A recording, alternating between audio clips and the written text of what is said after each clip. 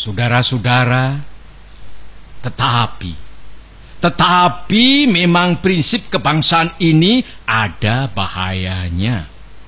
Bahayanya ialah mungkin orang meruncingkan nasionalisme menjadi chauvinisme, sehingga berfaham Indonesia überaus. Inilah bahayanya. Kita cinta tanah air yang satu, merasa berbangsa yang satu, mempunyai bahasa yang satu. Tetapi tanah air kita Indonesia hanya satu bagian kecil saja daripada dunia. Ingatlah akan hal ini. Kita harus menuju persamaan dunia, persaudaraan dunia. Kita bukan saja harus mendirikan negara Indonesia merdeka, tetapi kita harus menuju pula kepada kekeluargaan bangsa-bangsa. Justru inilah prinsip saya yang kedua.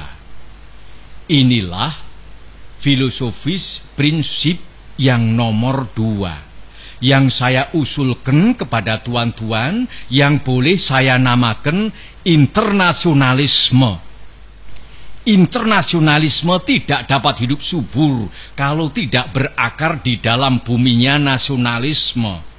Nasionalisme tidak dapat hidup subur kalau tidak hidup dalam taman sarinya internasionalisme.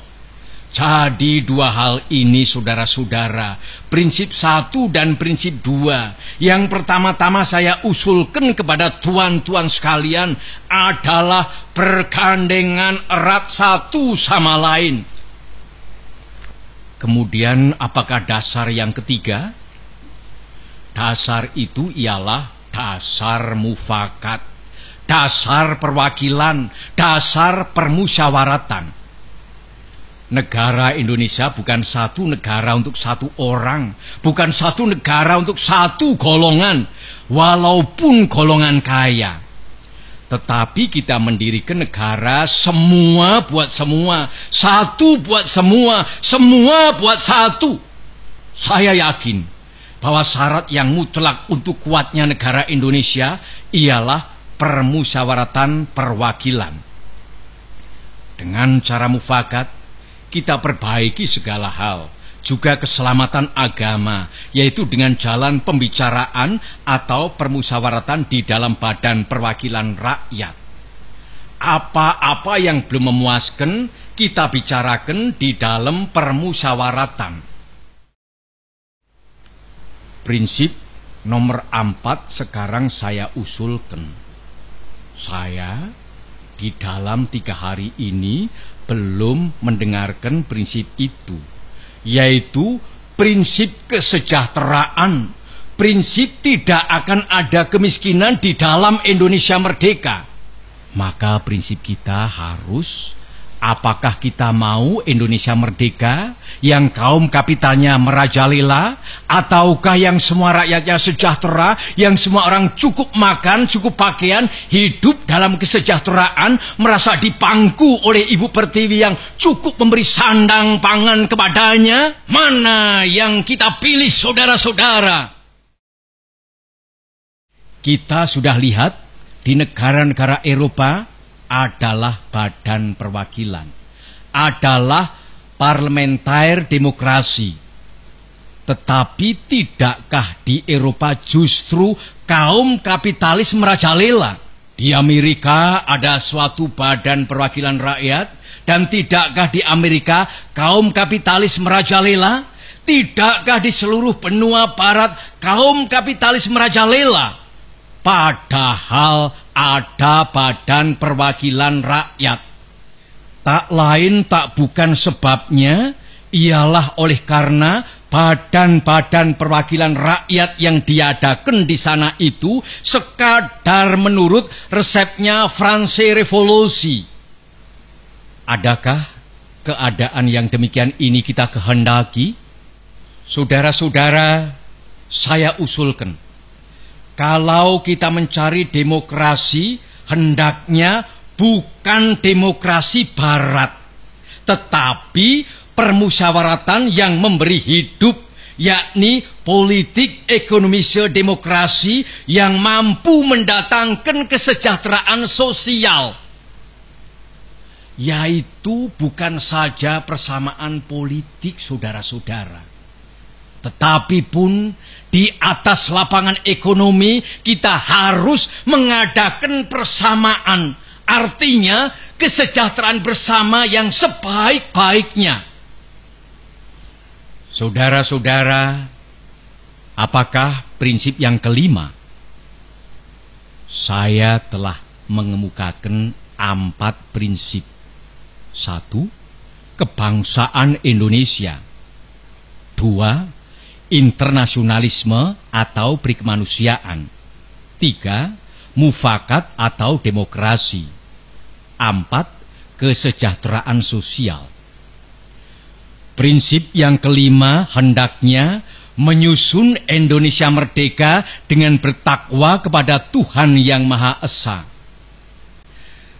Prinsip ketuhanan bukan saja bangsa Indonesia bertuhan, tetapi masing-masing orang Indonesia hendaknya bertuhan. Tuhannya sendiri. Yang Kristen menyembah Tuhan menurut petunjuk Isa Al-Masih, yang Islam menurut petunjuk Nabi Muhammad Sallallahu Alaihi Wasallam. Orang Buddha menjalankan ibadatnya menurut kitab-kitab yang ada padanya. Tetapi marilah kita semuanya bertuhan. Hendaknya negara Indonesia ialah negara yang tiap-tiap orangnya dapat menyembah Tuhannya dengan cara yang leluasa. Segenap rakyat hendaknya bertuhan secara kebudayaan, yakni dengan tiada egoisme agama. Dan hendaknya negara Indonesia satu negara yang bertuhan. Marilah kita amalkan, jalankan agama baik Islam maupun Kristen dengan cara yang berkeadaban. Apakah cara yang berkeadaban itu? Ialah hormat menghormati satu sama lain. Marilah kita di dalam Indonesia Merdeka yang kita susun ini sesuai dengan itu, menyatakan bahwa prinsip kelima daripada negara kita ialah ketuhanan yang berkebudayaan, ketuhanan yang berbudi pekerti yang luhur, ketuhanan yang hormat menghormati satu sama lain. Hatiku akan berpesta raya jikalau saudara-saudara menyetujui bahwa negara Indonesia merdeka berasaskan ketuhanan yang Maha Esa. Saudara-saudara, dasar-dasar negara telah saya usulkan. 5 bilangannya. Inikah Pancadharma? Bukan. Nama Pancadharma tidak tepat di sini. Dharma berarti kewajiban. Sedang kita membicarakan dasar. Saya senang kepada simbolik. Simbolik angka pula. Rukun Islam 5 jumlahnya. Jari kita 5 setangan. Kita mempunyai panca indera. Apalagi yang 5 bilangannya? Pendawa 5. Pendawa pun 5 orangnya. Sekarang banyaknya prinsip kebangsaan, internasionalisme, mufakat, kesejahteraan, dan ketuhanan, 5 pula bilangannya. Namanya bukan Pancadharma, tetapi saya namakan ini dengan petunjuk seorang teman kita ahli bahasa. Namanya ialah Pancasila. Sila artinya azas atau dasar. Dan di atas kelima dasar itulah kita mendirikan negara Indonesia kekal dan abadi.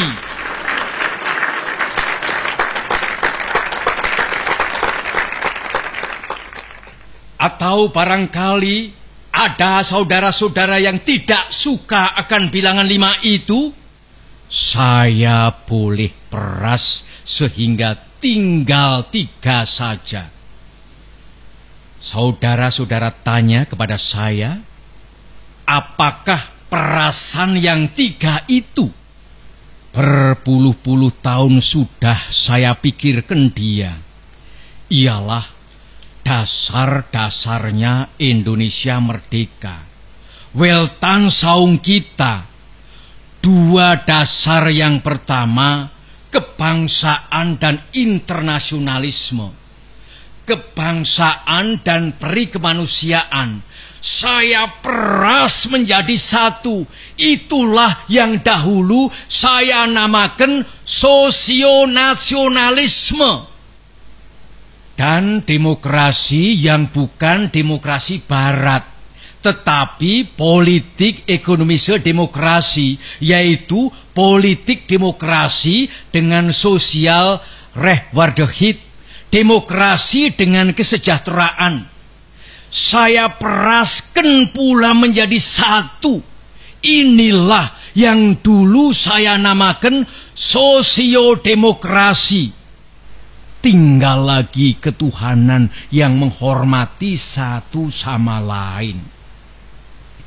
Jadi, yang asalnya 5 itu telah menjadi 3.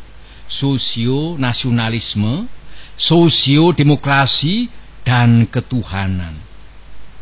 Jikalau Tuhan senang kepada simbolik 3, ambillah cara 3 ini. Tetapi barangkali tidak semua tuan-tuan senang kepada trisila ini dan minta satu dasar saja. Baiklah, saya jadikan 1. Saya kumpulkan lagi menjadi 1. Apakah yang 1 itu? Sebagai tadi telah saya katakan, kita mendirikan negara Indonesia yang kita semua harus mendukungnya. Semua buat semua. Jikalau saya peras yang 5 menjadi 3 dan yang 3 menjadi 1, maka dapatlah saya 1 perkataan Indonesia yang tulen, yaitu perkataan gotong royong. Negara Indonesia yang kita dirikan haruslah negara gotong royong. Alangkah hebatnya negara gotong royong.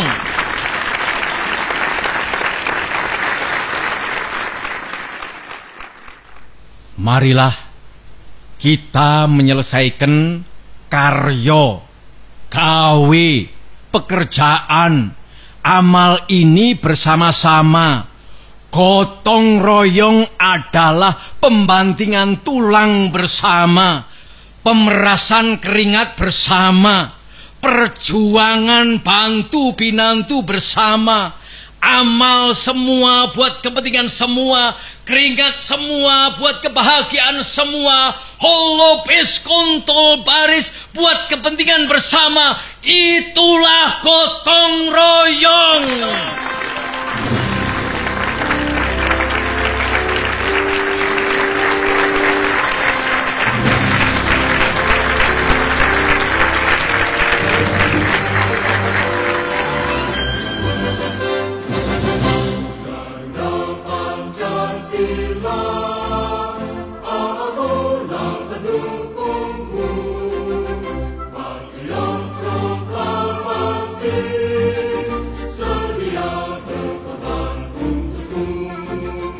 Pancasila dasar negara.